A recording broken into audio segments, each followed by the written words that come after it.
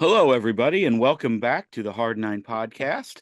Today is January the 20th, division round for the NFL, and 68 days, I believe, till first day of meaningful baseball. And as we say that, Matt Carpenter is bringing his salsa right back to the 314.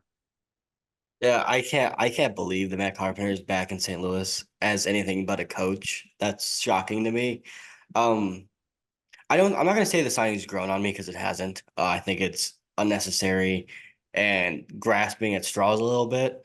But original reaction to this was, well, actually, my original reaction was, no, they didn't. Like that was someone's trolling me. My second reaction Hold on. went, okay, go Very ahead. reminiscent when I called you and said Lance Lynn is a Cardinal. Very same sort of feeling, correct? Yeah, if someone would have said before this offseason started, Lance Lynn and Matt Carpenter would be back in St. Louis, you would think that was a troll account that was too negative. Like, right? That's what we would have thought. Yeah, I think so. Okay, well, whatever. Here we are. My second thought was, oh, they're doing the retirement tour again. They're doing the Lance Lynn, Matt Carpenter going out as Cardinals. They couldn't get away from Yachty and Wayno, and what the ticket sales that came with that. I don't think that's right. I don't think that's what's happening. I think the players wanted this based off what I've read. And I want to go over the quote that's in Derek Gould's article that I found interesting about this signing. He said, Cardinals players wanted this big time. Carpenter has strong ties to the current clubhouse. Mosaic said there were internal calls for a presence like Carpenter's. Goldschmidt and Arenado were close friends. It sure sounds like they felt like they didn't have enough leadership to help them last season. That's a disappointing conclusion considering they were brought in to lead. Yeah, So that's I where they're at. disappointing is possibly the greatest understatement that Derek Gould has ever reported. That's not a shot at Derek Gould, by the way. I'm just saying that might be the greatest understatement of all time. Look, later on in this podcast, I'm going to tell everyone how I've kind of been off Twitter. However, did get on Twitter yesterday, but other than that, hadn't been on a lot. Had a tweet that kind of went. And my first reactions very quickly right on Twitter were, this tells me that this why do we have Nolan and Goldie, which we're going to talk about later in the podcast. Two, it does make me a little bit concerned about the coaches. Now, here's one thing I've learned from No. listening to hold on. Here's one thing I've learned from listening to professional athletes. So it doesn't make me as concerned about that. Is that coaches set the culture for the team, but players set the culture for the clubhouse. That's Mhm. one thing I have learned from listening to NBA players, NFL players, For good NHL teams, players, at least. and MLB players. But let me ask you this, and this is we haven't talked about this, so this is coming right off the top of the dome here. Name me a team, a winning team with two future Hall of Famers outside of the Los Angeles Angels. Let's maybe right with two future Hall of Famers who need to bring in a veteran leader to help them maintain the clubhouse. The 2021 Atlanta Braves. Who did They they do brought in that with? Pablo Sandoval to do that when they had Freddie Freeman, Ronald Acuna. Who else did they have on it? Ozzie Albies, Austin Riley. They So brought they in did Pablo do it. Sandoval. They said they did that for the clubhouse. It was Pablo Sandoval. He was rounder than the baseball. Yeah, Oh, I okay, think that was but why. I looked at. I did some research. There are no quotes from any team in the last 10 years where this has happened. I just told it, you, but there's no quote. But what I'm saying is, Freddie Freeman and Ronald Acuna didn't say we went to ownership and said we need to change the clubhouse. So bring right? in Pablo But do Sandoval. you think? Yeah, I agree with that. And also, I think lumping Goldie into this conversation doesn't make any sense because he was apparently the only one trying to do something last year. Agreed. And I think a lot of that's because Wilson Contreras got his balls cut off by the front office and wasn't able to do Correct. anything. But I don't know how to react to this. Like originally, I was angry. There's a quote out there about Arenado that was interesting. That Goldie was the only one um stepping up and saying anything, and obviously that makes you ask, why is Arenado not doing this? I don't know if the right reaction is what I had initially, which is Arenado needs to step up, or if the right reaction is the front office needs to evaluate who their people are in their clubhouse.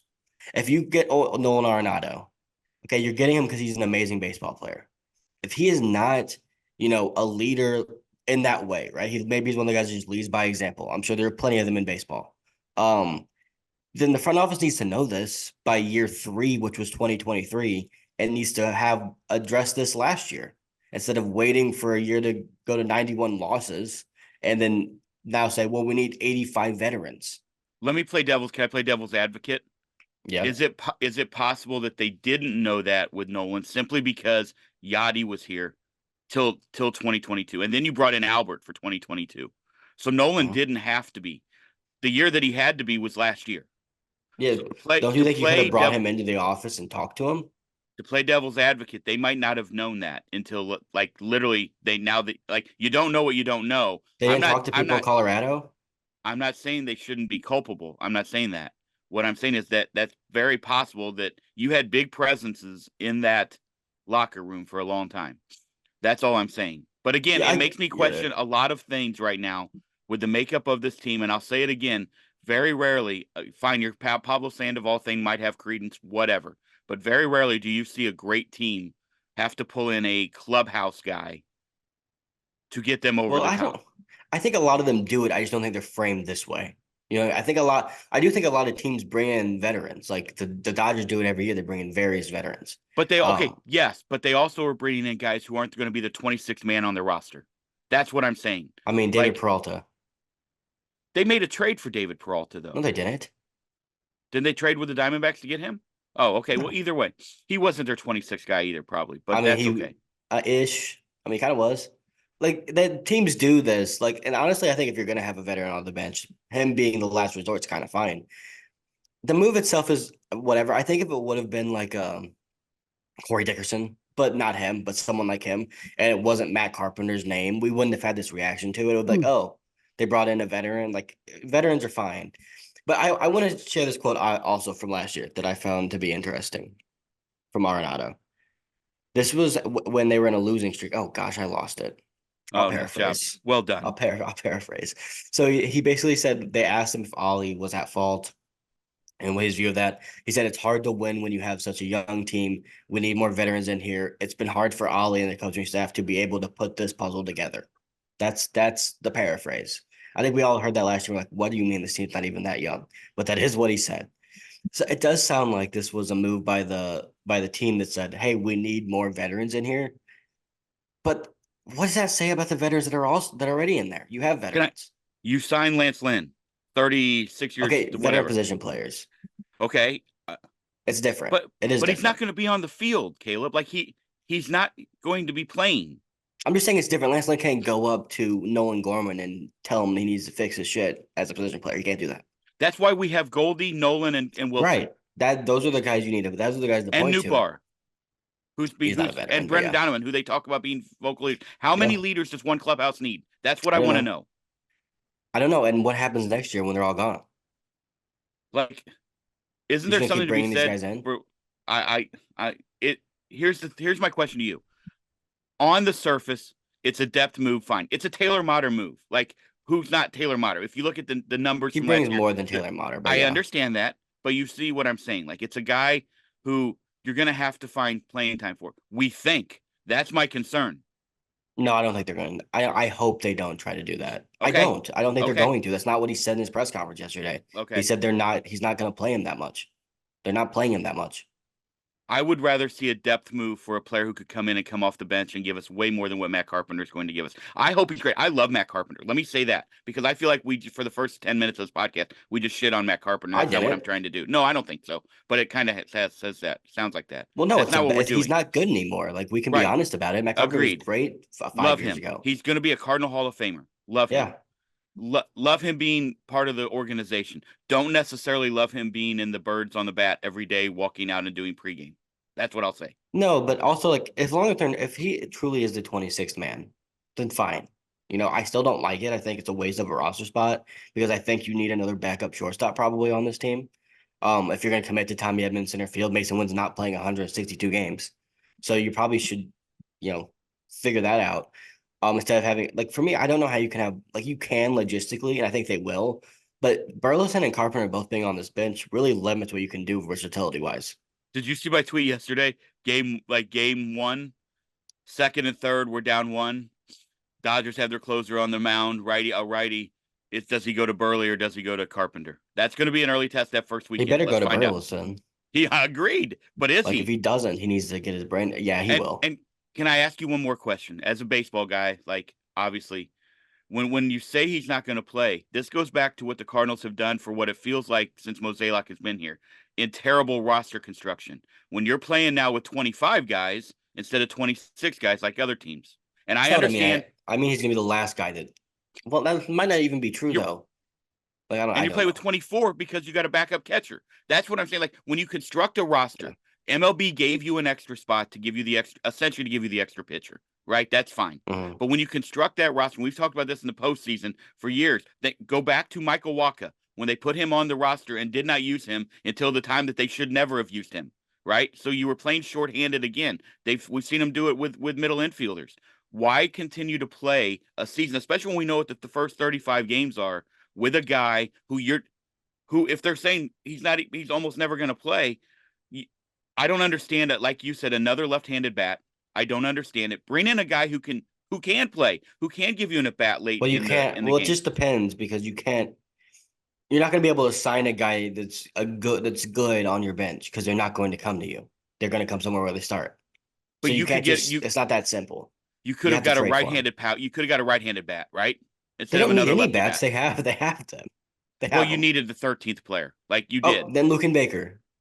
Okay, fine. That's what I'm saying. Like they didn't need to sign anyone. I didn't think they should sign one person on their offense. Yeah, I would rather Luke and Baker be getting big time at bats late in the game than Ollie having to decide between Alec Burleson and Matt Carpenter. I will come out and say that right now. Okay, I'll get eviscerated for this. I'm sure that I will, but that's fine. I'm going to say it right now. I don't think you'll get eviscerated for it, but I think we're looking at on the field, and that is something they should look at. Obviously, they're a baseball team, but that's not why they made this move. So I think it's almost like a waste of time to talk about the on the field. He's not going to be very good. He shouldn't be playing at all. So I heard people say, "What if he has a magical season?" Well, then the Cardinals gave him too many opportunities because he shouldn't have the chance to have a magical season. Yes, yes. Like he shouldn't be able to be Albert Pujols because he shouldn't That's get that many at bats. Can we put that on a shirt? No, I'm not gonna have a shirt hating on Matt Carpenter, but do you buy into that he can bring something to this clubhouse that we didn't have already? Great salsa.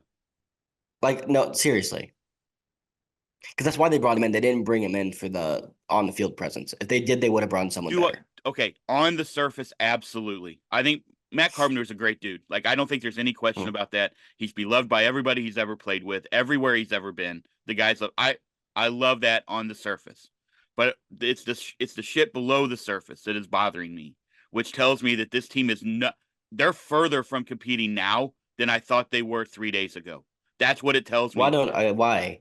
If you have to bring in a guy like Matt Carpenter to get you over the top, you're not near the top. Like you're expecting him to pull you up Everest while you're down at the bottom. That's what You I'm think it's the? saying. Do you think it's the? I I think you're putting a lot of pressure on Matt Carpenter. That's what I'm saying. I think a lot of it's the oh gosh, the wording and the what's the word I'm looking for? The Optics? yeah, no, whatever. The phrasing that Mosaic has when he says things. A lot of it's that. If he would have just said like if it wasn't Matt Carpenter, if we're being honest, like Matt Carpenter is great, he's a Cardinal legend. But if it wasn't a guy that we already had, like say it was a Nelson Cruz type, not him, but someone like that, Oh, that would have that's been a veteran awesome. coming off the bench. And he just said, we wanted another veteran presence on the bench. And that's it. That's all he said. We wanted a veteran presence on the bench. We had a young bench and we thought we could use some experience in that role. And left out the clubhouse bullshit. None of us would have a problem with it because it wouldn't sound like you were desperately clawing and fighting for another presence in the clubhouse, which by the way was apparently way worse than we thought last year because they brought in 85 people to address it. So if his messaging, there's the word, if his messaging was better and he was just saying things like even if it was total like we need another guy in here, this is not good enough, it's not working. Don't tell us that. Right. Like say we're signing a bench bat. We wanted a veteran presence on the bench that can give us some big at bats and big spots if we need them, but can also help mentor the young guys and help them in that role. I'm No one has a incredibly problem with pumped it. though that we went out and signed another guy who wanted to be here. I'm Yeah. incredibly pumped about that. Like Do you think we're maybe that is actually like what they have to do? I Because they're in the Midwest. I'm almost at a loss, bro. I'm almost at a loss for words at this point. Look, I I don't hope. even hate it. I just think it's wild. Let me Like ask you this. Okay, let me ask you this. What if, and I'm not wishing ill on anyone, okay? So let me preface it that way. Did you get an update? Do we have an update? Did we just sign Pete Cosma? no, I was told I was being too loud. Um, Pete Cosma, let, gosh. let me ask you this. What if come June 15th? It could be earlier than that. May 15th. Matt Carpenter has had 30 at bats and Too he's many. hitting 170 like he hit last year, and he's a minus WAR player like he has been, whatever. Okay, Mhm. and Thomas Sajacy or Victor Scott, fill in the blank, are tearing it up at Memphis. Are if you have to have Matt Carpenter on the roster because of his clubhouse, they're not getting rid of him. So this sounds to me like he's locked in here through October because you need him. Otherwise, the clubhouse is going to crumble without him. That's what you just told us. So if Matt Carpenter is awful and you got these two young guys who can come up and play, like let's just say Tommy's doing fine and let's say whatever, but whoever it is, fill in the blank. You can't make a move unless you're getting rid of Alec Burleson or you're getting rid of somebody else because you have just told us that this clubhouse has to have Matt Carpenter because otherwise they can't function with the group that they have in there. There's a So you wonderful just thing backed called yourself the into a well, no, they haven't. There's a beautiful thing called the injured list. okay, That's what they use. If you know as well as I do, he'd be on the 60-day and we'd never see his ass again. And he'd but be he in the has to be in the clubhouse. clubhouse. He can be there. We never see him again on the field. I mean, but If not even that. Like the Victor Scott Thomas to JC thing, they're not bringing those guys up to be on the bench, so that doesn't even matter anyway. my point was, what if Tommy Edmond is just middling along and Victor Scott is tearing it up, and we need What's middling along for Tommy Edmond? Just being who he is, below average like defensively or offensively? one? Phil, I don't care. Because he's I'm going just to be saying, below like, average offensively. We already right. know that. That's just who he is. So then defensively, and you need an infusion. You need Then yeah, something you'd up bring up here. Victor Scott and you'd call and you'd probably send down whoever needed to be sent down at the time. Now, on the opposite of this, do you believe this means now Cardinals? Sometimes we bash them, and then all of a sudden we look back and we are like, "Oh, that made sense." Do you think there's a deal in place for? Do you think they're actively trying to shop Alec Burleson?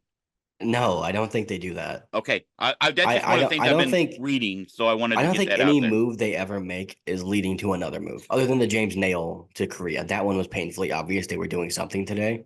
But I don't think anything else they do is a precursor because let's be honest, this front office isn't creative enough to do that. Yeah, I need you to do me some. I need you to do me a favor this week in all your spare time. I I need you don't to have that go much. back through the history of the MLB, and I need you to try to find an offseason where a team signed more players that were older than what the Cardinals have done this year. They're trying to become the Five, 2019 five of them. Nationals. 2019 Nationals, oldest team in baseball, won the World Series. It can Did they happen. go out and sign five guys over the age of 34 or Probably actually like 32? Howie Kendrick, Daniel Hudson. I think they probably did. Okay, so there you go. That was good. I don't think that's right. I think you're going to have to find that I know out. they signed those two. I'd have to look at who else. I mean, I'm sure there was someone in the intrigued. bullpen. I'm They intrigued. trade for Adam Eaton. I don't know. Yeah, probably not though. No, we got really old people. Like they're old, old. Like they're not even No, get. They're not even no, no, we like got Lance Lynn and olds. Matt Carpenter are fucking old. Yeah. No By the way, offense, I can I like both of say them, but in the gosh, last 15 years, that's two of my favorite Cardinals? Like, no doubt about it. yeah, And I've been very critical of Matt Carpenter at the end of his career, probably unfairly so at times, on things that weren't obviously his fault. I think there were much more front office and he had a tough managerial time. I hope he has a problems. better. I hope he goes that better than that. What if not even gonna say it? I don't even think. I think When is the time to use him? that's what I'm wondering too, actually, because even if you say that, he shouldn't get a chance to be good. Like, who are you pinch hitting late for in a game? That's not going to Alec Burleson. No, no, I'm saying okay, let's just say in a world, and then we'll move on to what we went on to It what makes we him went on win to. Yeah. Mace, and then you move Tommy to and you put Matt short. Carpenter into the game defensively. No, here's my problem. If you're even doing that, and if you're like, okay, maybe it's Tommy, maybe Tommy's not hitting righties very well at the time. I don't know. Um, why would Matt Carpenter ever be the option over Alec Burleson? My What okay, what I logical guess what I reasoning? was saying No, was I'm let's not. say That's not what I'm saying. I'm agreeing with you. Matt Carpenter almost shouldn't even have an at bat this year. okay, let me preface what I was saying because I don't think you're in. What if it's a game that Alec Burleson's already in the game, Oh, a game okay. where Alex starts? Yeah, Even right. then, that means you've got Donovan on the bench, or you've got Newbar on the bench, or you've got Tommy on the bench, or someone's hurt. Or okay, so that's the only, in my mind, that's the only world Well, where there's going Matt to be an Carpenter, injury or or it's two. the 16th inning. And again, with the DH, Well, I'm even not then, pinch there's hitting. no. That's not That's even. what I'm saying. Find Yeah, me I agree. a scenario where Matt Carpenter gets a pinch hit at bat late in a game, You know what's going to and it's happen? not over Alec Burleson or a better option that's on the bench You, that day. you That's know all what's I'm going to saying. happen? I can't, but you know what's going to happen? What's going to happen is they're going to start giving Carpenter late game at bats over Burleson and pinch hit spots because they like his experience in those situations. That's what's going to be said. Okay, again, we go back to my scenario that I put out there. Weekend one. Is it what's his Evan Phillips? Nah, that's not right. What's the close? Their Peter. closer and Evan Evan Phillips is their closer, yeah. Phillips. Yeah. I was right. Okay, good. And Big then they old have brain guys here. like Bruce Darger Adderall. And then we got guys on second and third. Weekend one. 1-run game. Who's You up? got Burley. You got Carp on the bench. We're gonna find out a lot. Who's up? I'm letting Mason hit. You're like, okay, there you go. You were right. It's either Mason or Tommy. Like that's it. That's the only Yeah, two I'm guys letting you're hitting if for. they're your starting shortstop and center fielder, I'm letting them Yeah. hit in the first Can weekend. you imagine? Okay, you're trying to build Mason Wynn into your future shortstop, because one thing we know about this organization, even outside of JC, who's probably going to play there a lot, and we'll talk about that later in the pod too, but you don't have any depth at the middle infield spots. You've got almost zero depth. They've done a better job lately. Okay, but it's young. It's young. You do have Like Prieto, but JC again, and Prieto, they've got some. It's better, but it's still the shortstop not position is good. a concern. Correct. You're gonna take the future and the guy that you want to instill confidence in. You're gonna take him off the field, and you're gonna pinch hit Matt Carpenter Well, for. they haven't done Can this you yet, imagine Dad. that They haven't scenario, done this Caleb? yet. No, I No, don't think but they're gonna. it goes back to why sign a lefty bat. Bring in Nelson. I would have rather him sign Nelson Cruz. He's in the front office in Los Angeles. I don't think I he's don't care. available. Get his ass out of there and get him on a plane to Lambert. Let's go.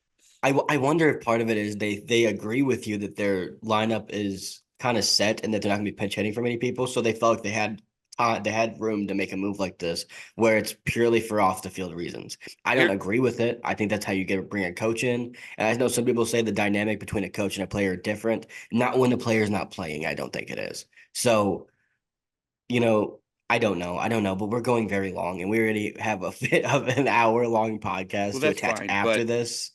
But yeah, I don't know. I'm not a fan of it. I'm also not going to be on here just absolutely killing it No, but because we didn't. I mean, I like the Albert Pujols move. I thought it was cool.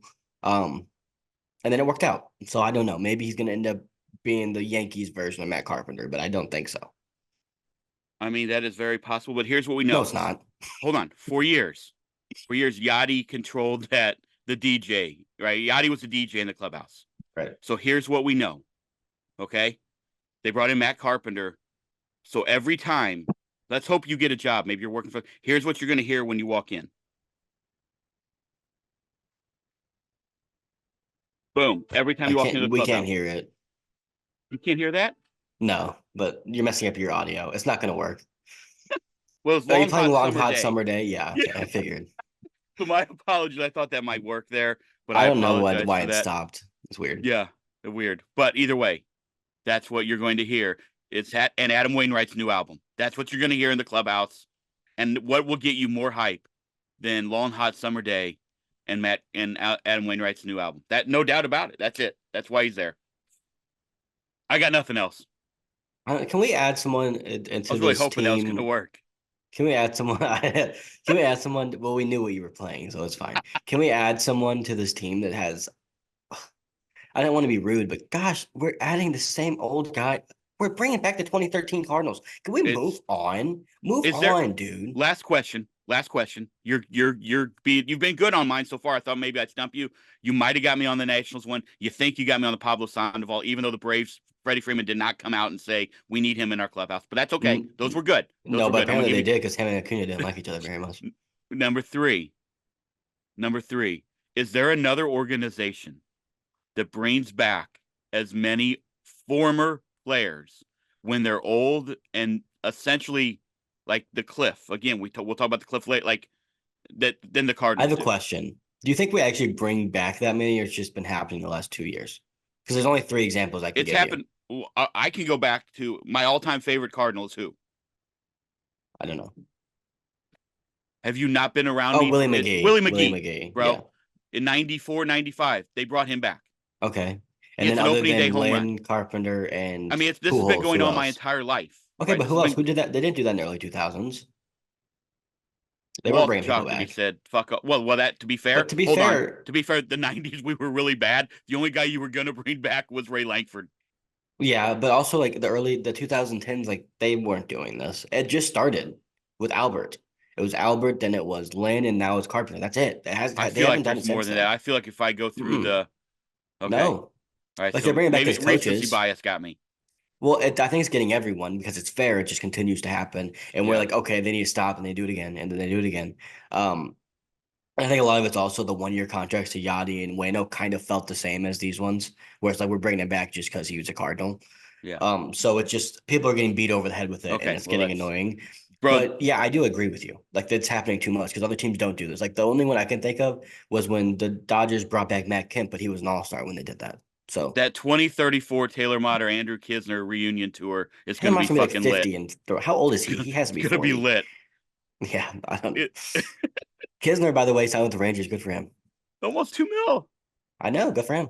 Yep. All right. So let's move on, and we'll get into all the other stuff we need to talk about. Does this change your prediction for the amount of wins the Cardinals are gonna have this I year? don't have a prediction yet. I told you that, so no. I do, but we won't It, say it yet. but it would not have on FanDuel. The odds would not have moved one way or the other by them signing Matt Carpenter, and I guarantee it didn't. I guarantee the odds on FanDuel did not move Yeah, I when would they say they signed Matt probably did Carpenter. not. All right. So Well, we have more coming after this. I don't know how to segue out of this. We have more coming after this that we're gonna. We had a podcast recorded, and then they signed Matt Carpenter. So here we are. We have to add this to the front, but we have more coming after this, so that will start now. that would be fantastic. Quite the test, though, for the Cardinals right off the bat. I know we don't need to get into this because we have months and months to talk about it. 2 months. But that is like hey, Cardinals, everyone's gonna be talking about the Dodgers. You guys just lost 91 games. You better show the fuck up or you're gonna be 0-4. Yeah. Like that's Remember kind of what? something I'm interested to see Yeah. how they Let's hope respond it to. doesn't go like the New York Jets did when Aaron Rodgers was waving the Don't even put flag that on out there. Don't even when he put was. that out there. Don't put that out there. Don't put injury risks I'm out just there. saying. Let's hope it does not go Mm-mm. like that. That's all I'm saying. The Cardinals aren't quite as cursed as the New York Jets, I wouldn't That say. is fair. That is fair. And we don't, and they won't be on turf. Well, we're good. We're good. The Yeah, Meadowlands don't put turf is that out. terrible, evidently. Yeah. Don't put that on No, I Sunday. Don't do didn't. I that. didn't. I just said I hope it doesn't go like that. Don't say that. Don't even say it. Um, 70 days, 10 weeks, and we have absolutely no idea what to expect, which is great. That's again, here we go. It's like Christmas Eve all over again. We have no clue what we're getting tomorrow morning. We have no clue what we're going to get in 70 days. But the journey along the way is going to be absolutely incredible.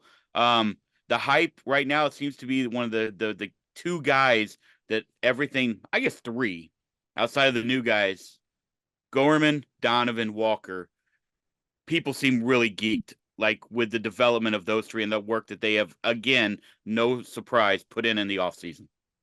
Yeah, I mean, those are three really important pieces to your offense, that's for sure. Um, Gorman is interesting because I don't know what he's gonna look like. Like people talk about his swing every year. I feel like someone says his swing looks amazing. He has a great swing, so that's just how it is. But like I'm interested to see what he can do to top what he did last year. Like he had a bunch of slumps, but he still had an over 800 OPS with 27 homers. Like even if he repeats that exact performance, that's still a top 3 to 4 player on the team, one of the best second basemen in the league. Donovan, I want to get to in a second. Outside off the field, it looks like he's trending towards being fine. He's throwing to 150 feet, he says, so he'll be able ready to go opening day. And Walker, I just get the vibe that Walker's gonna be a superstar like this season. I don't know what Yeah. it is, but I think he's going to clearly be the best. I said this last week or whenever we recorded the last one. I think he's going to be the best player of the Cardinals this year and moving forward. And I think it's going to be one of those like, hey, the Atlanta Braves, who's their best player? Everyone knows it's Acuna. Like you have other really good players, but no one's him. I have a feeling after this year, not that he's going to be Acuna, but when you look at the Cardinals, it's going to be that's clearly their best player. Everyone else is fighting for second. That's the vibe I'm getting. One thing we know is that even if Gorman comes out and hits 40 bombs and has an 870 OPS or something like that, one thing you can definitely count on. 870. one thing you can definitely count on is that next year MLB Network will leave him off their top 10 second baseman. My hot take is he shouldn't have been on that list. What I was trying to make the analogy to was that Ozzy Ozzy Albies Albies. was not Yeah. on the list. Someone created a list of all second basemen. They had one job. Their job is Major League Baseball, and they left off, in my opinion, if not the best, one of the top 3. I'd probably have him at 4, but yeah, I mean, for Fair. me, like if he's not in the top 5, it's like, what are you doing? For him not to be even like some of the times, it's people are fan bases get angry because they leave off their favorite player, and that's fine.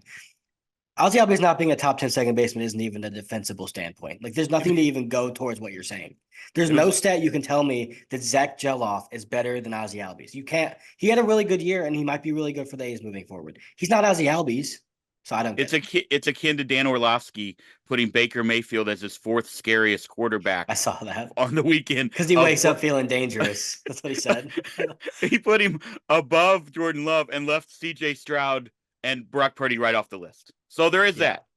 Whatever. Maybe he's right. Maybe they're going to win the Super Bowl. All you have to know is this, all right? Get that degree, have terrible takes, smile a lot, dance badly. You're going to make $1 million, bro. You're going to make millions. Do I have to be Dan Orlovsky and be a quarterback that steps out of the back of the end zone? Hey, is that what I have here's to do the first? fan. Here's the thing. Shout out to Dan for playing in the NFL for a long time. I like Dan. And he's also great. Yeah, that's a horrible opinion. But if that's how you make your Bill Buckner, R.I.P. Like he also put Lamar Jackson ahead of Patrick Mahomes, which is also not true. So whatever. Well, I mean, I think this year if you're talking about the most dangerous, we don't need to go on this tangent because we're a baseball. He's going to win the MVP. But if you're talking about the most dangerous quarterbacks in the playoffs, who's a more dangerous quarterback in the league right now in the playoffs than Patrick Mahomes? I understand. There's not one. The answer is no one. That's the answer. Okay. All right. Answer. There you go. There you go. It's like there's not even another. Take it up with Dio. Okay. All right.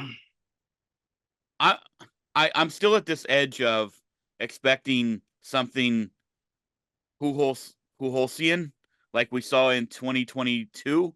Like maybe we'll get that year, the bounce back year. Everything clicks. All the what ifs are established. The Gormans take the next level. The Brendan Donovans take the next level. We see Jordan Walker, like you've talked about on here a lot, become a superstar. Nolan Arenado gets back to Nolan form. Goldie continues to just be Goldie. We see the Wilson Contreras with his own pitching staff this year. We see all of that happen, and the pitching is just league average, which is all really, honestly, if all of that other stuff happens, you need it to be. I'm still on the edge of that, or we're plummeting off the cliff one more time, one more round in 2024. I don't know which way to go. Here's what I think, and yeah, I agree. I don't have any idea either. I think they're going to be decent. I think right now, without taking into account what they may do at the trade deadline. Because I think that's always, you put like the teams at 84 wins, but when you trade for like in 2022, Quintana and Montgomery, the way they were pitching, it elevates you to 93 wins, right? But I think as of right now, you could say this roster is probably around an 84 to 85 win team safely. Like they might underperform that by a bit, they might overperform it by a little bit. But I think before trade deadline acquisitions, they're right around 500 or slightly above in terms of talent. I think. Obviously, guys like Walker becoming a superstar, Nolan Gorman taking another step, Nootbaar being on the field more consistently can bump that up. But as of right now, the way it stands, reasonable expectations, probably a little bit above 500, right around that. The interesting conversation I wanted to get into a little bit was Mozeliak was asked at the winter warm-up by a fan. Great job by the fan. It was a good question. That, hey, if this goes poorly again for the second year in a row, that's no longer an aberration. It's now a trend.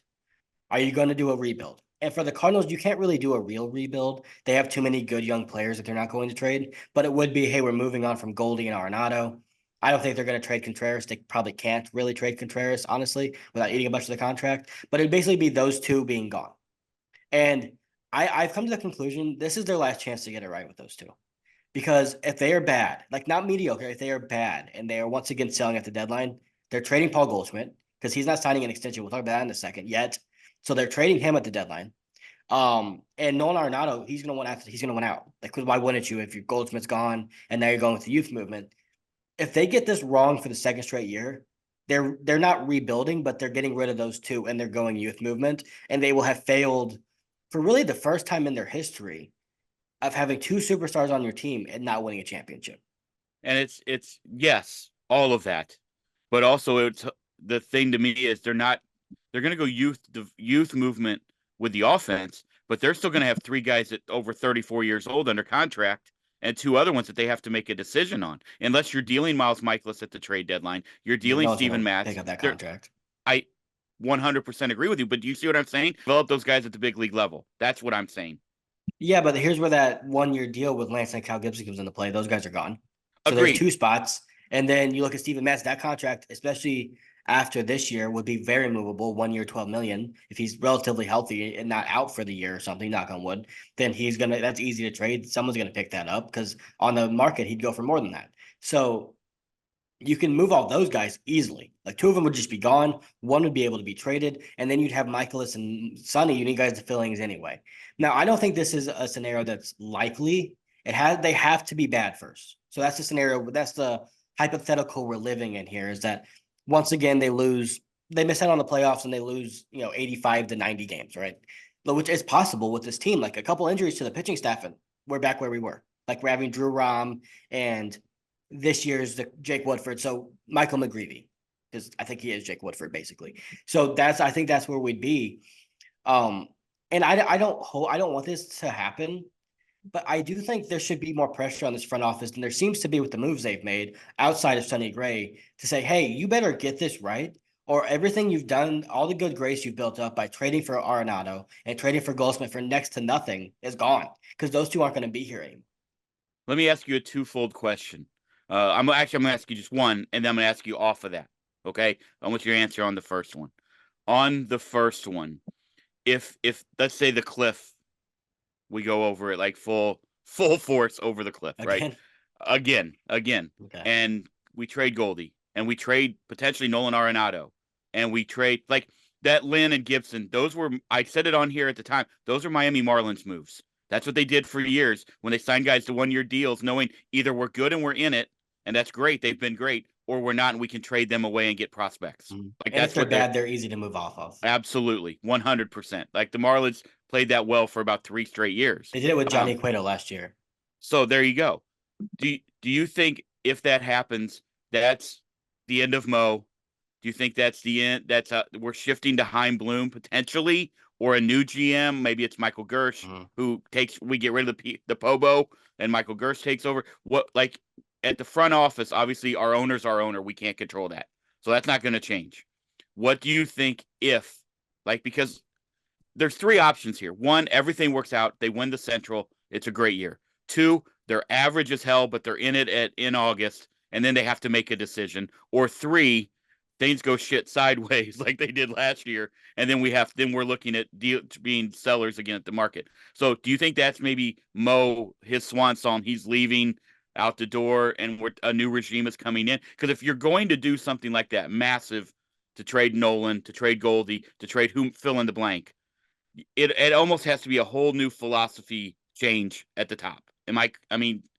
Yeah, no, you're right. And here's what I think. I don't think it's likely that this is going to happen. I think they're going to be way better. I don't either. So, but this is a hypothetical we have to go down because of where they're at right now. This is the most, I guess you can call it a crossroads that the Cardinals have ever been at since I've been alive, where it's like you're going one way or the other. And either you're good and you're in it, or you're bad and everything's changing. Because if they're bad, I do think there's a world where Mo steps aside. He'll never be fired publicly, right? It's never going to be Cardinals fire John Mozeliak. That will never happen. He'll move to a different role.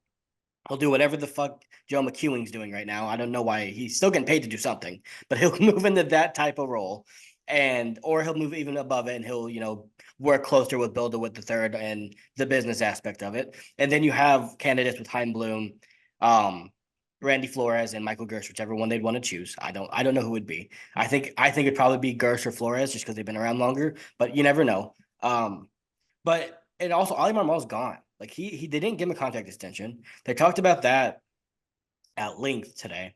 Not today, over the weekend, that they didn't give him a contract extension because he hasn't earned the contract extension yet, and they're waiting to see what happens. I think if he has a good year, he's getting extended for probably 2-3 years, right? Like he's going to get extended if he has a good year. If he has a bad year, he's gone. We don't have Yachty maybe. I don't know who would be next, but I've never seen a Cardinals team where if they're bad, like everything's going to change. I think it's going to be full on. Okay, our faces of our franchise are Walker, Wynn, Gorman, Newbar. Those are our guys.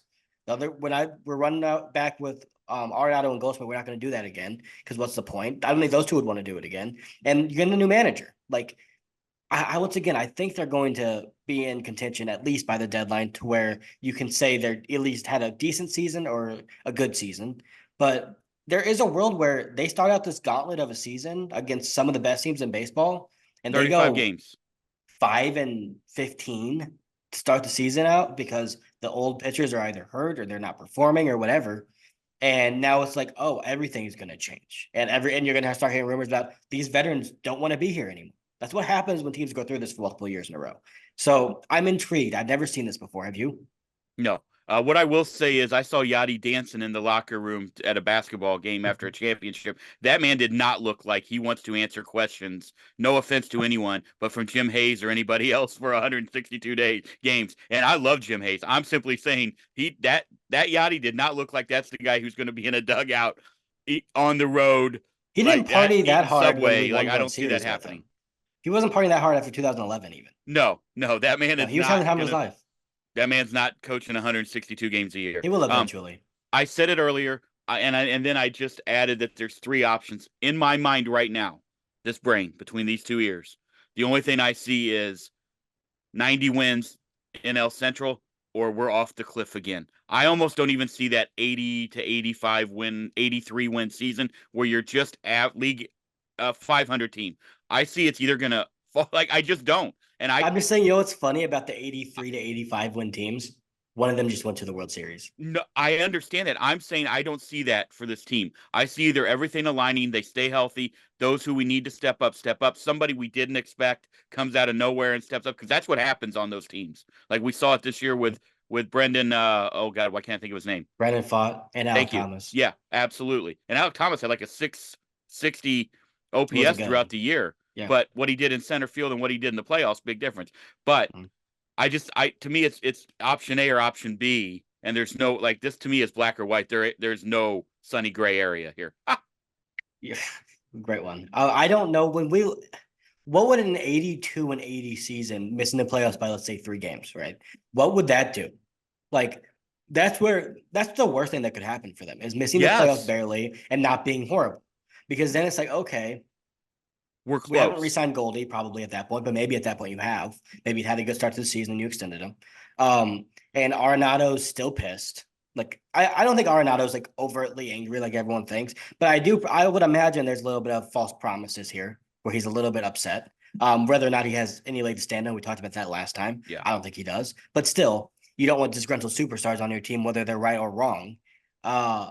It's interesting. Now, I hope that we get to July, the middle of July, and we're, maybe 5 games above 500 and we're leading the Central because it's horrible, which it will be. And we're talking about Dylan Cease again, because I don't think he's getting traded. Or we're talking about whoever is available that we don't, Luzardo, whoever it is. And they're going to make that push. But I do think at this point, with Goldie and Arenado, at some point you got to decide if you want to win with them or not. And if the answer is you want to win with them, if this team's in contention at the deadline, they need to make a bigger move, the biggest move they've ever made at the trade deadline. That's my take. If you want to win with Arenado and Goldschmidt, then you need to go out and you need to prove it if you're in contention. If you're not in contention, you need to move on. Those are the only 2 ways I see this making sense to still have them on this team. Yep. Agreed. And before I ask you my second question off of that first one, that was a great answer. There's a lot going on there because we still have no fucking idea what's going to happen. I forgot the question you asked. Same, but that's okay. Thank you all, by the way, for listening. I hope the beginning to your 2024 is awesome. If you're doing a resolution, I hope you're sticking to it. I tried that for years and was terrible at it, so I don't even try that anymore. But if you're doing it, great. Hey, fantastic. We're on your side. We hope it works out. If you could hit that subscribe button, we would love that as well. But question 2. All right. As we do this as like fans, obviously, like we're baseball lovers, we're Cardinal fans. This is a Cardinal podcast. We did this for a reason. Okay. Do you think the fans would accept a rebuild over what we've kind of seen for the last 10 years, where you are sort of just piddling along at that? Oh, we're close to contention. Oh, we're sort of contenders or whatever. As a fan, so put on the fan hat now. Not the journalism hat, not the whatever hat. Would you be okay with a absolute I've never seen one in my life. Now, the 90s we sucked when I was a kid, but I can't even call it a rebuild. That was just an owner who wasn't spending money. That was like the Pittsburgh Pirates or the Kansas City Royals, who, by the way, Royals spent a lot of money this year. But you know what I'm saying. What do you think? Like, how do you think that would go over in Cardinal Nation? What's your definition of a rebuild? Trading Goldie, trading Arenado, and potentially trading a couple other older Contreras, stuff like that. potential. Absolutely. Okay. I think it's interesting. The Cardinals can't really fully rebuild. They can't go into a Cubs Astros. We're losing 100 games for 5 seasons, and we're gonna get Correa, Springer, and all these guys out of it. They can't do that because they have Nolan Gorman and Lars Nootbaar and Brendan Donovan and Jordan Walker, Mason Wynn, Victor Scott's coming up. Like, I think even if they were to trade Goldie and Arenado, you'd look at that lineup and still like it. Like, you would have Contreras and Herrera, and then you'd have whoever you want to put up first, but it would be Gorman, Donovan, Wynn, Nootbaar, Walker. Scott, and Walker. Like, that's still an exciting young lineup. So that's like the Diamondbacks, right? Like, that honestly is like what they have. So I don't think they can rebuild to that extent. I think they can retool. And my answer would be no, the fans wouldn't like it. And they shouldn't. They should not accept that, because the only reason they're where they are is because they have ignored their shortcomings until it blew up in their face last year. Right? They ignored their pitching developmental errors. They completely ignored it. They ignored the fact that they need to spend more money in a market to stay competitive with top teams. And they finally paid Sonny Gray, but they ignored it for long enough to where it bit them in the butt. And they had a bad pitching staff last year. So no, they should be upset. But I do think there's an aspect of this. And as a Blues fan, we're kind of going through it right now with a retool. Where if you have clear vision of where the team's going and they tell you this is what we're doing. We're retooling. We're not focused on winning a World Series for the next couple of years, but we're developing more young guys and our young pitchers, and we're going to see where that takes us. If we win, great, but that's not our expectation. That's at least the fans knowing what they're thinking. What the Cardinals do is you never really know what they're doing. They're trying to get in. We always know that, but are they trying to win a World Series? They haven't proven they're trying to win a World Series since 2013 or whatever they traded for John Lackey. 14 or 15? 14, 15. Like, that's the last 15, move they made that felt to me 14. like they were actually trying to win a playoff series. That's the last one. So I think there'd be a little bit of, this shouldn't be happening with the St. Louis Cardinals. We don't do this.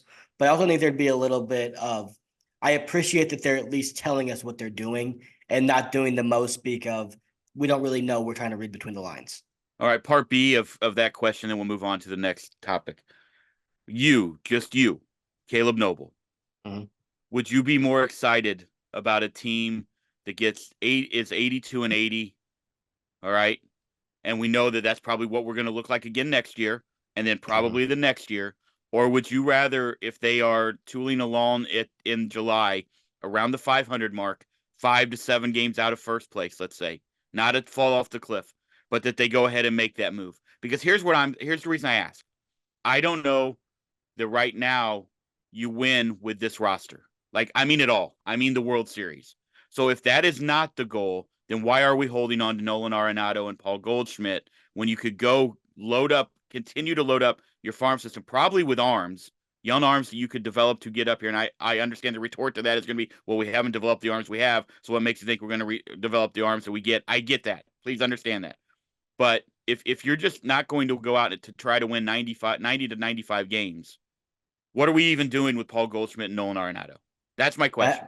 I have a couple of thoughts. One, if they're at 500 at the deadline, that's exactly where they were in 2021 and 2022 when they made the postseason. 500 at both deadlines. And they made big moves that helped them get to 90 plus wins. They get to the postseason. So they're at 500. They need to make a move, a big one, because that means they're in it. Because there's not going to be a central team that wins 95 games. So if you're at 500, that means you can reasonably go on a run and get to 90 wins at the deadline. I've seen them do it too many times. If you're not completely out of it, you should make a move, because that's the way your roster's set up. It's old. At some point, you got to go for the last run if you're middling. So that's why I think on that. But my other thought is on the rebuilding aspect of this. I don't think they should do that unless they're forced into it. That's what I think. So unless they're looking at, they have to sell. Like, there's no way they're making the playoffs. It's basically, if they're looking at 2023 part 2, then they need to. Then they need to say, okay, this isn't working. What we're doing isn't working. We know Bill DeWitt's not going to go sign Corbin Burns next offseason. Not going to happen. We're not going to talk about that again. Okay, we talk about Yamamoto too much. I'm not doing it anymore. Until they prove to me they're going to sign someone over $100 million, I'm not talking about any of the big free agents anymore. Smart. But Well, you say that. Fast forward to next November. no, I'm not going to. I'm over it. They're not, especially with the uncertainty of the RSN deals. No, they're not signing Corbin Burns. I'm saying this now. Whoever else is big and out there, unless they're 35 years old, they're probably not signed. But no, I don't think they This should is rebuild unless I they're in that position. I really don't. I think you just answered the answer. You said no, but you really said yes. Because No, if I they're going didn't to because I keep don't think signing they should. 35-year-olds to try, I'll say it again. The worst thing that happened for this regime and for the fan base of the St. Louis Cardinals was the Arizona Diamondbacks winning 84 games and getting in and getting hot, which is what I understand all of that. But That's the baseball, Diamondbacks, though. That I happens. get it. That's what the Cardinals want to do. That's all they want to do But is get wouldn't the in and hope they retort to get out. that be that They the Rangers beat them and they were the ones that were spending a ton of money? absolutely it is. So However, why would that's not how anyone the care Cardinals about the pennant, about the NL pennant? Who cares? I don't care, at least. ownership does. You know how many games that is that they're making That's bank? true. So Yeah, absolutely they care. I think we're being a little bit. I wanted to go down this route because I thought it was interesting that It is. he was asked that question and answered it the way he did. A little bit tongue in cheek, but I do think it revealed a little bit of their philosophy because I do think there's a lot of uncertainty going on going into next year, payroll wise, just in general in the entire league. I also want to talk about Paul Goldschmidt, but I think they're in a good spot. I think their team's good enough to make the playoffs. I'm just going to say that now. I think they Okay. are because last year it took 84 wins to get in the playoffs. I think this team can win 84 games, especially breaking in the fact that the last two times they've had a chance at the deadline to get better, they've gotten better. We can't take that Let's away from them. They weren't exciting moves, but they worked. Like they then let's go Modell's ahead. had it and that ability. Let's go ahead and transition into old Goldie here. Um, last year of his contract, obviously.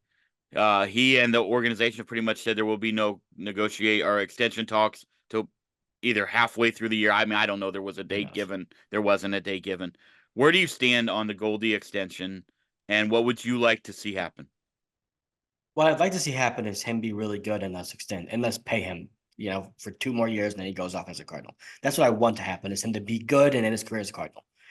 I don't know if that's likely, but I think a part of this as well, as something that's not being talked about enough, is when you are of Goldschmidt's age, I don't know if it's 10 years of service time. There's something like that, and you have a contract. In order to get an extension, you have to receive 85% of the AAV moving forward. You cannot, like, for example, he's making $26 million this year. He couldn't sign an extension even if he wanted to for 2 years, $30 million total. He couldn't. The PA does not allow that to happen. So he would have to then finish the season and then you can sign him because he's a free agent. But if he's like getting an extension, it has to at least be like 80 to 85% of what he's already making. So if you're the Cardinals, you're saying if Paul Goldschmidt's an 800, 815 OPS guy again, we can find first basemen out there that do that are not $20 million, $25 million. If you're Paul Goldschmidt, you're saying, maybe if I start the year out and I have a 900 OPS in the first half, they give me that. And we're on a good team, hopefully, to where that's what they're going to do.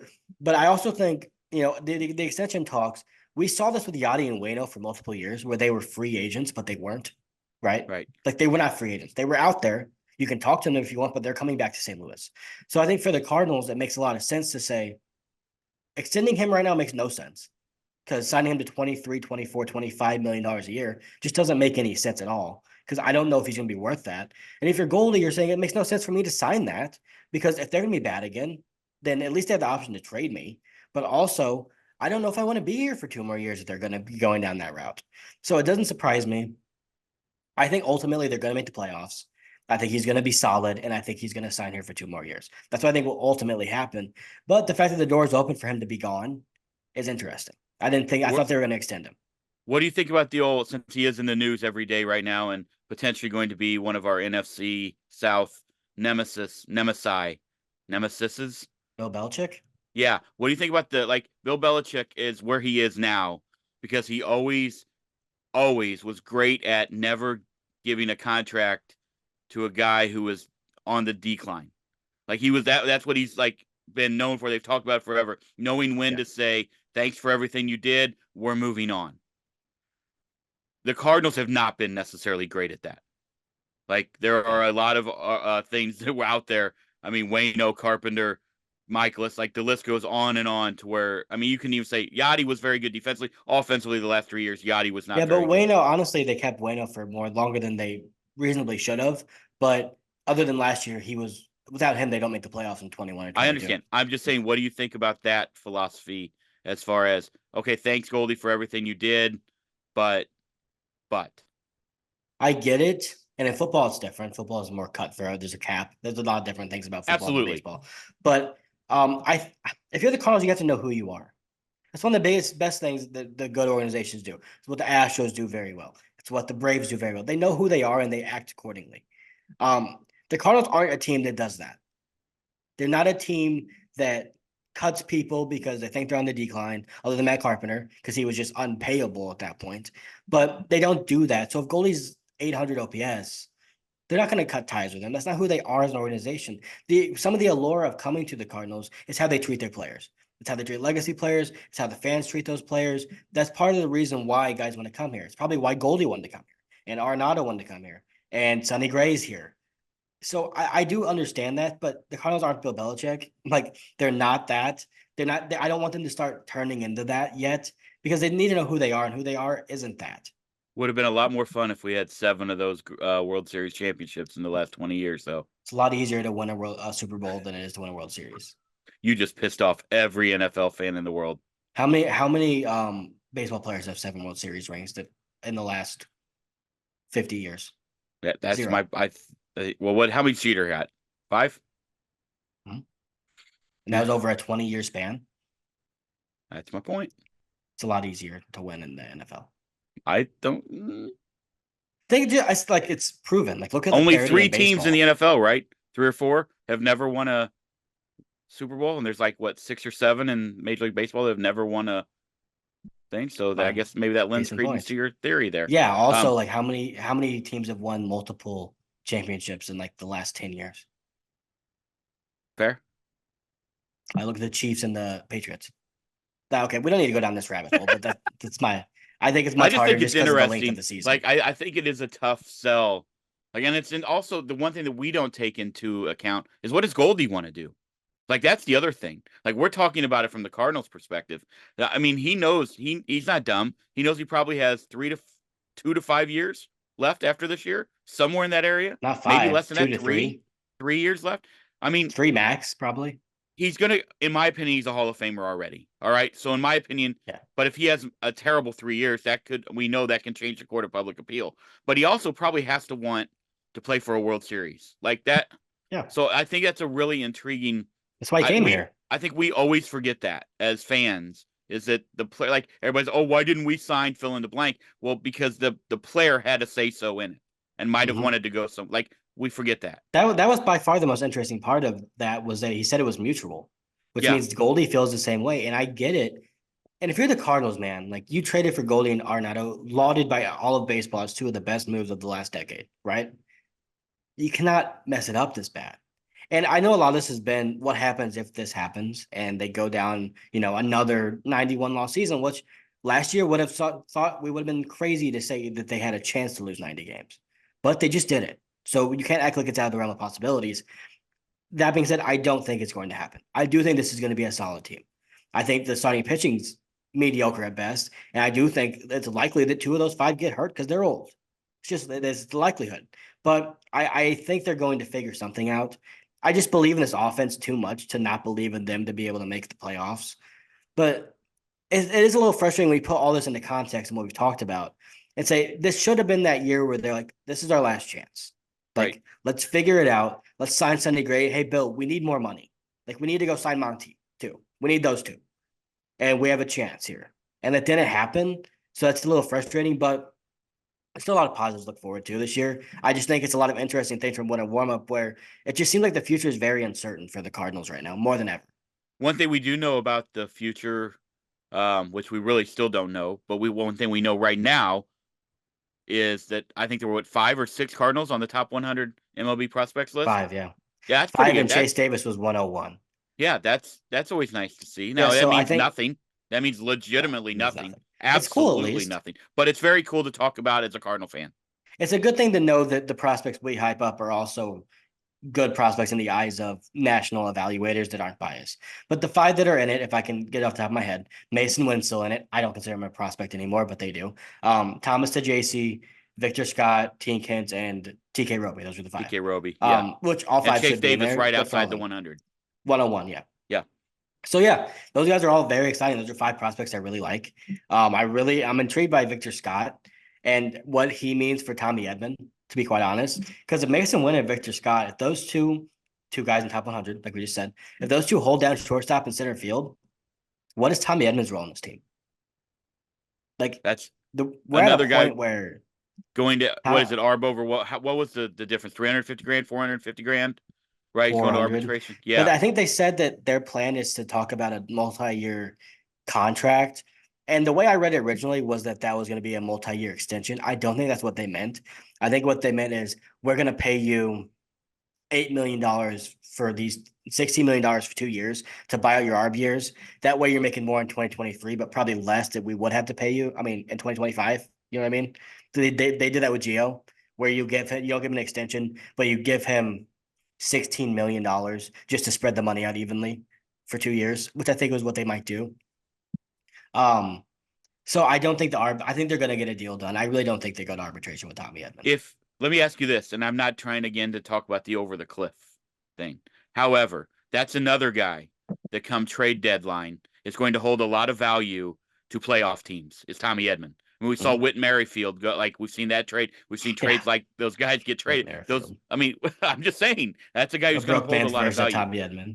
Let me just ask you this: if Thomas oh my God, Sajacy, who by the way I watched his stuff on from the winter warm up, some of the stuff that was shout out Kyle by the way for doing all of that. Kyle Reese, fantastic job. But I watched the Thomas. I love that dude even more now. Like I love him. If he continues to progress like that, I mean I don't know. He's going to knock down the door to the major league team as well. Does he have any pathway to being a starter on the St. Louis Cardinals? If they trade Nolan and they trade Goldie. So or one of them. Okay, let me put it this way. If the Cardinals have a good year, does he have any pathway to being on the St. Louis Cardinals? I don't know. I mean, here's what I know about the Cardinals. They have taken great players and moved them to the corner outfielder if they need to. So who knows? Who? Well, I mean, in the past, we saw Chris Duncan play out there. Okay. We saw we've seen guys come up. Who after Walt came up and played in the outfield. After Walt Jocketty, who? Okay. That's a good point. I'm just saying, well, honestly, last year, Jordan Walker, Brendan Donovan, Tommy Edman. Yeah, but they're not full-time like left field every day guys. Well, Walker is, but he was a prospect. I get it. So and it was it's kind of frustrating to me because you look at it, so JC can play everywhere. So maybe he becomes the Paul DeYoung, right? Where he's not player-wise, but where he can play shortstop now. And we didn't really ever think Paul DeYoung was going to be a shortstop. It turns out he's going to do a pretty good one, and then he could play everywhere. But it is a little weird that you look at Victor Scott and Mason Wynn have the position that Tommy Edman can play under control, kind of. Donovan and Gorman are going to have to play like they are left-handed bats you need in your lineup. So JC is kind of, even if they trade Nolan, then you're moving Gorman to third base. And then you move JC to second. Then where's Donovan? Probably still in left field. Well, then where's Nootbaar? I mean, you know what I'm saying. Like, he's not. He can't be in left field because you have Nootbaar, Scott, Walker. Yeah. That's what I'm saying. So they still have a logjam, but it's almost like their depth is too good. Like the players of their depth players are too good because you need them to play every day. But they don't have guys that you look at and say, that's a bench guy. Like he's just going to be a really good bench guy. No, they're like, this guy has to play. He's a top 100 prospect. It's a good problem to have, but they've got to figure it out adequately. I don't know. Like, so JC's really good. I don't know if he's ready for the major leagues yet. He will be next year. I don't either. He'll be up next year at some point, given an injury or something, I think. Did I see where he's going to play mostly shortstop in Memphis this year? Is that correct? Or he play should. A lot? I think he should. Okay. But I don't know if he will. I saw that. But that's what I would do. One thing we haven't talked about, and we're pretty well deep into this. So, Cardinals hire Chaim Bloom. We've talked about it. I mean, I feel like we've talked about it because we've talked about it for 6 weeks. But they did finally Chaim Bloom part of the Cardinals staff. I think a lot of us saw that, but then it almost felt like they cooled off that burner, and then we didn't hear about it. And then all of a sudden he's hired by the Cardinals, which is exactly how the Cardinals do business. So I think it's a good move. I think it's a really good move to bring in a guy. Look, if you're still out there killing Chaim Bloom from the Mookie Betts trade, I don't know what to say to you anymore. You've lost all logic, and I don't know how to convince you. I don't It's just not understand. like who. That's like a nightmare. Who wants to do their first move as a hobo GM, whatever his title was? I don't know exactly what it was in Boston of a large market team. They want their first move to be to trade one of the greatest outfielders we've seen in the last 20 years. I don't think so. I don't think that's what he wanted to do. Heim is interesting. So do you remember a few months ago when we got Nick Robertson and we got Ryan Fernandez? And I said Hmm. it kind of seems like Heim Bloom is, doing some count advising already. And it was like a funny tinfoil. No, it was true. Like Mo said, Riley O'Brien drafted by the Rays. Obviously, Robertson Fernandez, guys from the Boston system he just worked in. There's another guy. Oh, Kit Ridge. Kit Ridge is the trade they Yeah, just Kit made. Ridge was the other one. Um, he literally said, "Yeah, Bloom. We talked to him about all four of those guys." So that was true. They did. It's interesting to me that those four guys, like they all have Heim Bloom ties. So they're taking his opinion seriously, which is good. Because if you're going to bring in a guy to advise, if you don't listen to him, you're just wasting money, right? You're just paying Agreed. him for no reason. So I do like that. I like that Heim Bloom is a guy that specializes in the area the Cardinals are weakest at, which is pitching development. And I also like the fact that I don't remember the last time the Cardinals brought in an outside voice in the front office, period. I don't remember the last time they did it. So the Mm-mm. fact that they're at least saying we're doing some things wrong here, and there are guys out there that know at least have different perspectives on what we're doing than we do, because it does get stale. Just it's like it becomes a group think. I like that they're at least aware of that and trying to adjust to it. So it's a good hiring, even if it doesn't produce anything on the field in the next couple of years. To me, it's a win-win. Like it's a fresh voice. It's a guy who's proven like to be very good at his job, and it just to me there seems like there's no drawback to this. To me, that's Mhm. that's just me outside Yeah, I agree. perspective. I agree. I'm a Even big if fan of this. like Seems like a home once again, run. even if none of those relievers brings in plays a massive role, other than Kit Rich, who I think will, but even if the other guys are just like depth pieces, that doesn't change my opinion of this because at least they're doing something different and they needed to do something different. Agreed. Agreed. Um, we're getting Let's close talk to about something pitchers. positive. I Yeah, want to talk about okay, something let's do that. positive. Well, I think we've been Um, pretty positive. I think here's the thing. I know let me explain to the people listening. By the way, thank you if you're listening on YouTube, Apple, Spotify, wherever you are. Thank you so much. You guys have been incredible. We're going to continue to push through this and continue to keep giving you guys hopefully better product all the time. But here's the funny thing about this podcast. After almost damn near every episode, I get a phone call from Caleb that says, "Do you think we were a little bit too negative there?" Almost everyone. And I think what we do again, I'm in it, but I feel like we do a good job of being realistic. We're not I said the they were we're going to not win the 97 games last year. well, that was maybe a little bit too a little bit too over the top, a little bit too over the top. And I did say Steven Matz might win 15 games. So maybe there are flaws in my Jeez. my scenario here. That's However, horrible. I think that as fans, I think we do a pretty decent job of not being negative. Like you want negative, go on Twitter. I've been staying Oh off yeah, of sure. Twitter. I've been staying off of it because it I gives me turn a my headache, comments and on I silent. yeah, I don't even like it. Like it hurts my head at times. So other Mhm. than doing stuff for our page, I stay off of it for the most part. But I think we do a good job of being realistic, like and saying, look, there are multiple options that can happen, and I could see them going either way because we don't know. I don't think that we're too negative, even though I know that you think sometimes we are. I think when you're coming off 90, how many? I've lost track 90, after. 91. There it is. After 91 lost season, I don't think we're being negative. I think we're looking at things. Hey, this is the way it is.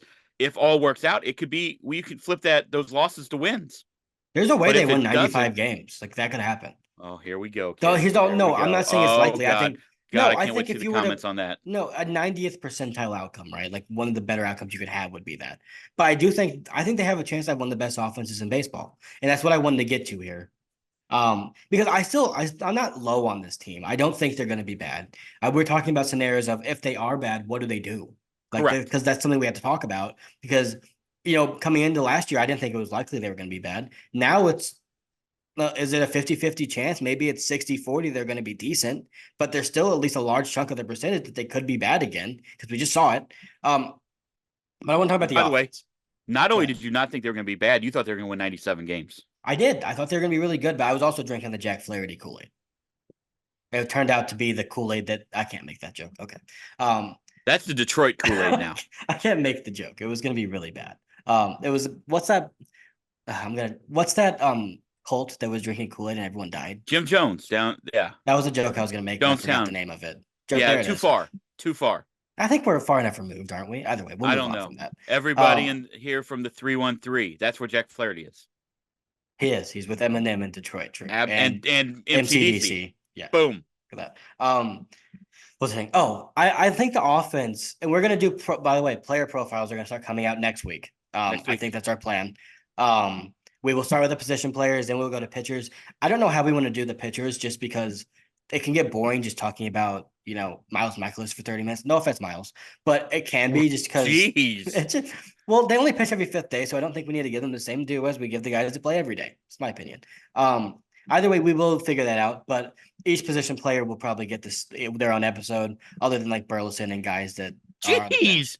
There are a lot of shots being Well, fired right I'm just now. saying, What no, did I Alec just do? think He got married. He's in the I like big Alec, leagues. but I think the smartest thing would be like to do Alec Burleson and Ivan Herrera together, because they're not going to play every day. Now you don't like Ivan either. I like all of them. That doesn't mean Ah. they all deserve 45 minutes of our time. Anyway, those are coming out soon. Those were really fun last year, so look out for those. I think this offense has a chance to be like legitimately special, and a lot of that hinges on Goldie not, regressing even more, and Nolan Arenado just being Nolan Arenado again. Like 2 of his 3 years here, he hasn't been Nolan Arenado.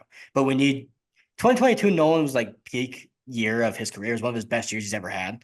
But we need some version of that to show up because he's getting paid to do that. But other than those guys, man, it's so exciting to see a team where you look at Walker, Nootbaar, Donovan, Gorman, Wynn, and Scott on the way, and you see what that could end up looking like if those guys just continue to get better. Like, it could legitimately be not only one of the best young offensive cores in baseball, but you tack on Contreras, Goldschmidt, Arenado on top of those guys. And I think the offense is something that we can really dream on carrying us to the trade deadline where we can make a move for a pitcher. And I'm excited about that.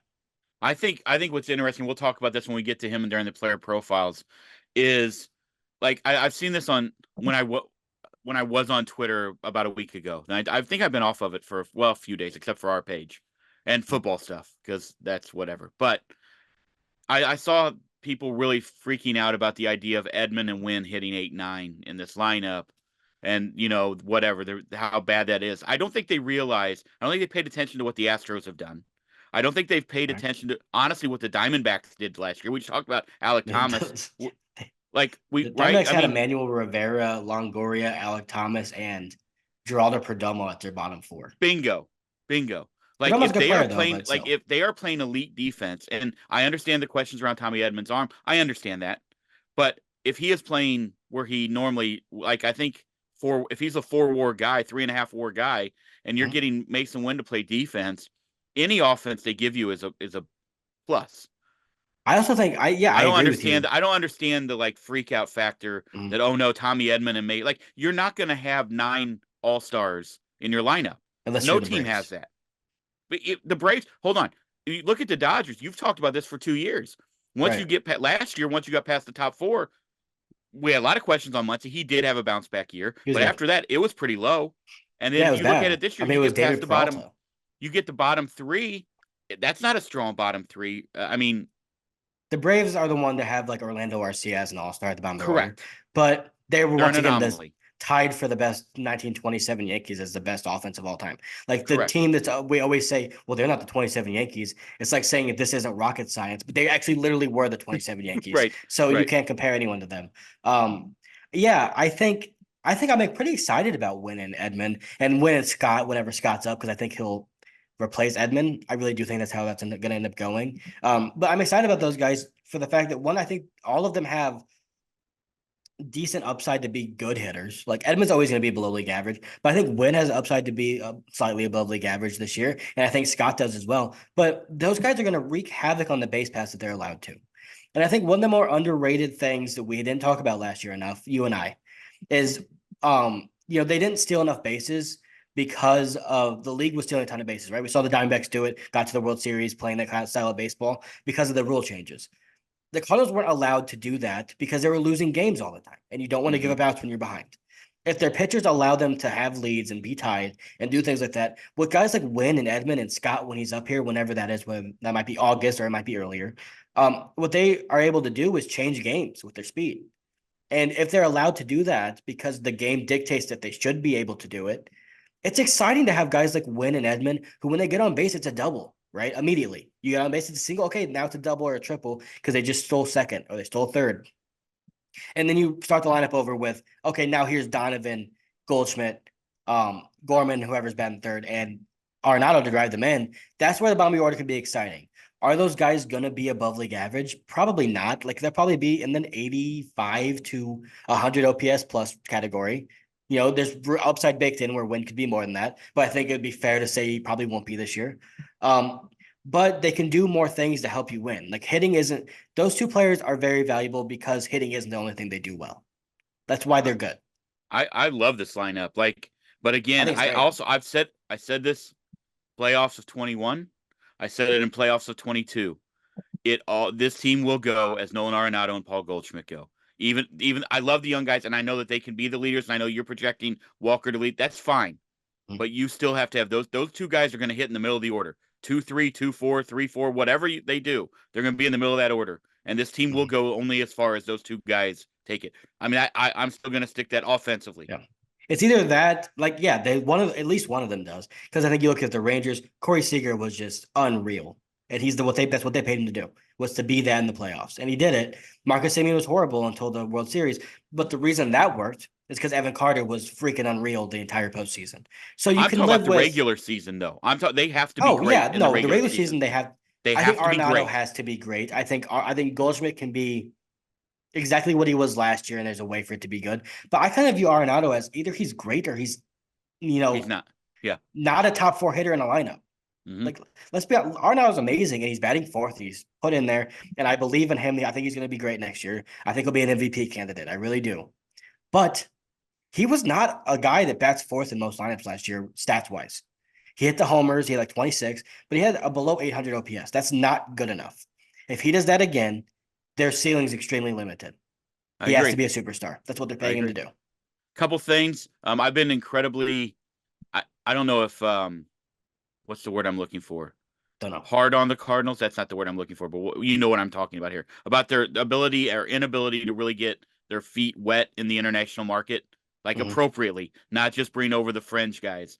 I mean, good signing this week, right? Brunelli Franco, 16-year-old, top 25 in MLB international prospects. We have no idea what is going to happen. I hope he becomes I hope he becomes a fucking superstar. He'll either be a superstar. We'll never hear about him again. Like, that's bingo. And bingo. That's not even like my take on international free agents. It's my take on pitchers. And 16-year-old pitchers. Yeah, right. He could be incredible. Like, but that's the thing. Like, no, I didn't know who Framber Valdez was. I didn't know who Christian Javier was. Like, when the Astros signed him, I didn't know it happened. So yeah, it's great. They need to be more involved in that market. It's still frustrating to me that you see these teams. I think the Nationals just signed a guy for like $6 million. Yes. Or something ridiculous. And the Cardinals still don't do that. I think it was. Okay, maybe it was. I have to look that up. Maybe I'm wrong, but it was multi-million-dollar deal. Okay. The Cardinals still don't do that. They don't get into that market. They don't go Tatis, Robert, Soto, those type of guys. No, we've already talked about those first two. Yeah, they need to do that because the superstars in the game are, Latin players are taking over baseball. Hold on. Is it Robert and not Luis Robert, like I've been calling him? He for his says entire Robert. Career? Americans say Robert. I don't know. Like, it sounds like he says Robert, but he also has an accent. I have literally been calling him Luis Robert. So have I. I call him Lou Bob forever, and I think it's wrong, but I'm not sure. Can we stick to Robert instead of Robert? I like Robert more too, but doesn't Robert sound more right? When you called him. Remember when you called him Rudy Gobert? That didn't sound right to me at the time. It was Gobert. So I don't know. I don't know. Thing I want to say before we get out of here: shout out to Jordan Hicks. He's going to go out to San Francisco. He's going to get to be a starter. He's going to get paid. I'm not going to call it starter money, but it's not reliever money.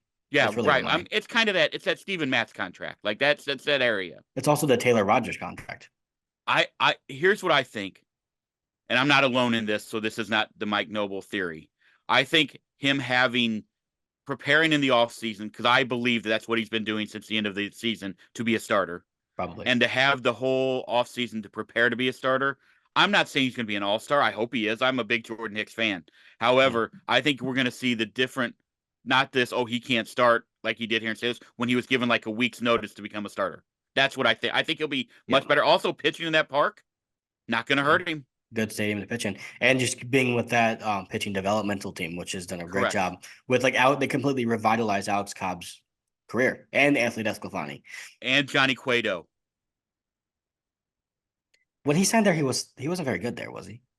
I mean, he had the two really He good signed years, I okay. I believe, think there. that's different though because he signed like a massive contract there, I believe. I'm just That saying was they've coming off the World Series he won with the I mean, they Royals. did it with Kevin Gosman. They've done They've done it with a you bunch of can guys. Yeah, that's what I'm yes, saying. you can fill in the blanks Yeah, there. like they've done a great job with that. And I'm happy for him. I don't know how it's gonna go, but I think the good thing for the Giants is he's getting like $11 million a year is a good reliever, so they're getting paid. There are rumors that Hector Neris wants 3 years, 50 million, which he's Right. not going to get because that's freaking crazy. That's $18 million a year. He's not getting that, but he's gonna at least get 11, 12, 13 probably a year for 3 years.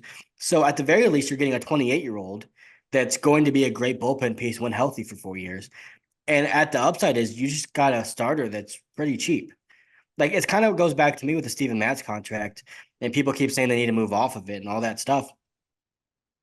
4 years, 45 million for a starter is a great deal. Look at what Jameson Tyone signed. And that dude has like 5 ERAs like routinely with two Tommy John surgeries under his belt. So I think it's a great deal for him. He's making $44 million. He's going to be 32 when he's a free agent and gets another crack at the apple. To where if he's a successful starter, my God, what's he going to make? I've never heard that before. What? Another crack at the apple. I What does didn't that bite at the mean? apple. I didn't bite at the apple. Close enough. Crack at the bat. I don't Okay. know. We Just talked too long. two things. One, just to clarify, Cueto had a 4.8 ERA the year before he went to the Giants. He had a 2.7 ERA in San But Francisco. was that the year that he was on the Royals and they won the World Series?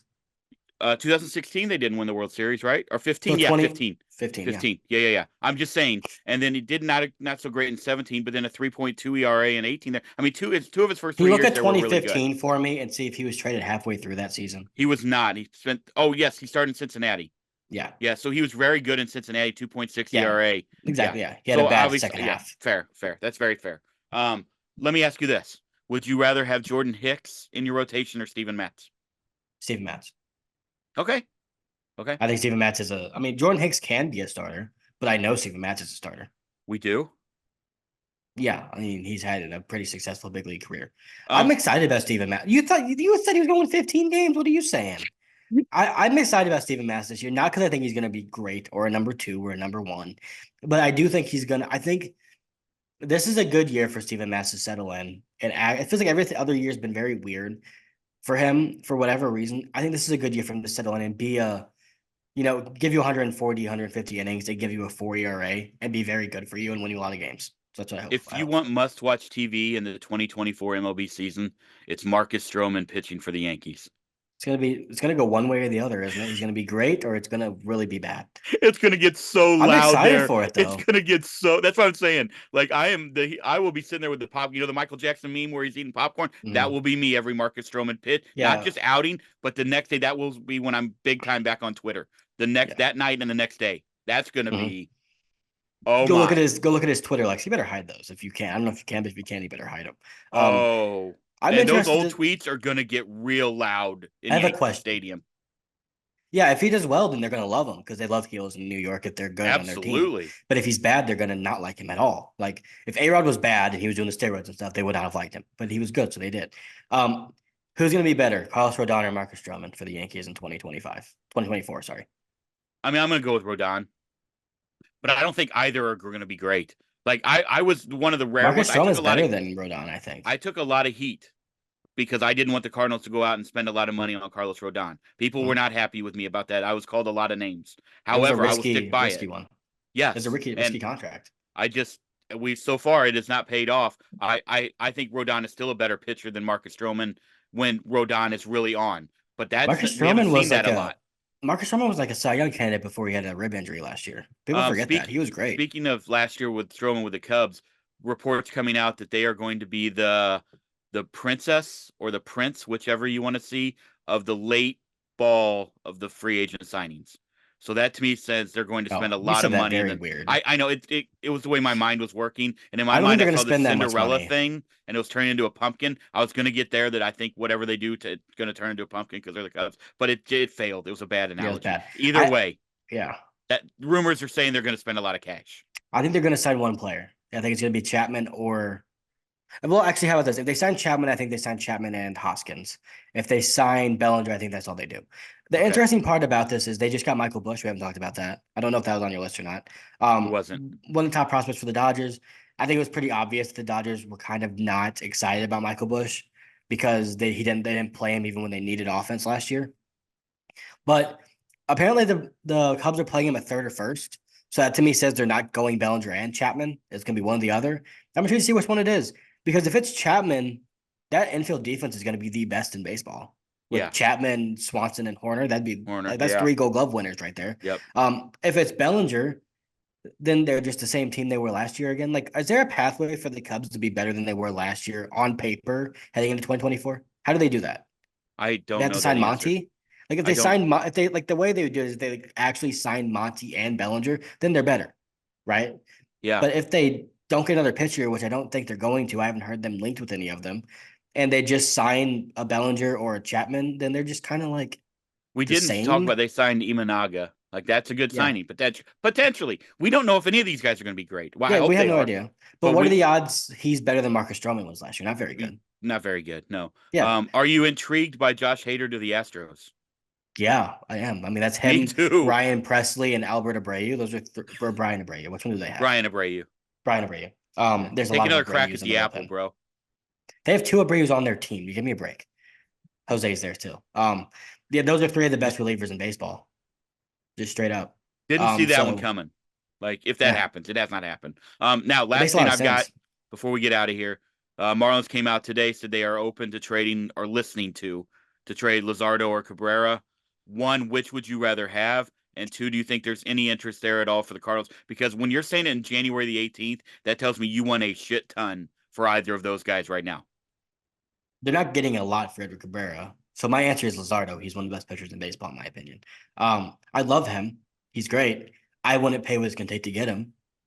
If I'm being honest with you, I wouldn't. Like, it's just not. I don't think there's a pitcher out there that's worth going after to the level, like actually getting him and getting an over and getting what those teams want because the teams aren't biting at the worst offers. I mean, at the best offers. You remember when we said a couple about a month ago, maybe longer. And I said I think Cease is going to go the route of Sean Murphy, where they're going to overplay their hand, and then some team's going to be there to say, "Hey, here's an offer that's lesser than what everyone thought they'd get for him." The teams aren't doing that. No. They want what they want and they're not biting for anything else. Which kudos to those teams. That's what they should do. But I don't think you get a player like Luzardo without giving up multiple guys on your big league roster. Because what the Marlins are going to want. They're not rebuilding. I don't think you get Dylan Cease without trading almost all of your pitching depth you just acquired from at the trade deadline. So I just don't see it. Cabrera is interesting. I like him, but he still is like he could be a reliever long term. He gets hurt a lot. He's very wild with his command. Like I still think he has the downside of a reliever and the upside of like a number three. So I don't consider those two in the same tier personally. Right. Okay. Fair. Anything else you need to say before we get out of here? No, but next episode's gonna be more positive. I feel like the last two episodes have been as like, what happens if they suck again? I think Like, that's what we have. I mean, that's where we are. I told you that's how I why I get it, opened the but I show hate like being I like did. that. I still do not like I have there's no and I'm not going to know. Like that's the thing. We'll So know in I'm July, probably. 69 days of Christmas Eve. That's what I've got. Yeah, yeah. With Maybe them longer. probably, are they going to sign another reliever? I think they're going. I think they're going to sign another reliever. Sounds like it. Yeah. I like their bullpen how they're shaping it up. If they go get another reliever, by the way, it's going to be Ryan Brazier because Heimblum, like Right. it's just going to be him. But if they go sign another reliever that's legitimately like in the sixth, seventh, eighth inning mix for the Cardinals, their bullpen's stacking up to be pretty damn good and be a really good Agreed. strength for them. Where then you kind of see their pathway of these starters might give up 4 runs in 6 innings or 3 runs in 6 innings every game, but we're not giving up runs in innings 7, 8, 9, and our offense is good enough to score 5 regularly Agreed. to where you Yep. see a pathway of like, okay, maybe they're going to be pretty good, but I got to see that happen first. Who do you have this weekend before we get out of here in the NFL? I think the Bills beat the Chiefs. Okay. I think Josh Allen finally gets over the hump. Who are the Ravens playing? The Ravens are playing the CJ Stroud Texans. Ooh, that's fun. I think the Texans upset the Ravens because I think the Lamar Jackson narrative's not going away that he can't win the playoffs. He's gonna get that Dak Prescott label on him, I think, where they can't win big games. Do not compare Dak Prescott to Lamar Jackson. I mean, Dak Prescott was great in the regular season. Lamar's I'm going to not win a saying second this. MVP. No, Lamar Jackson's a better quarterback. I'm saying just solely because there's always that one great Okay. player in every game in every league, like James Harden in the NBA, where they can't win in the playoffs, and I So think Lamar Jackson might be that. you got CJ traveling to Buffalo in the AFC Championship. On the NFC side, you've got obviously the Saturday game is the 49ers, Packers heading out to San Francisco. That sucks. I wish the Packers win the other game because I think they're going to get destroyed. But I want Jordan Love to continue playing well because I've hated on him enough to where I'm kind of just enjoying that he's way better than I thought. I don't think anyone in the NFC is beating the 49ers. So I think they're moving on. I think the Packers defense gets exposed. That's what I say. I think Jordan Love's going to play well against probably the best defense left, right? Potential. I mean, the 49ers are the best. Oh, yeah, they're the best defense yes. left. But I mean, them think and the Chiefs plays well.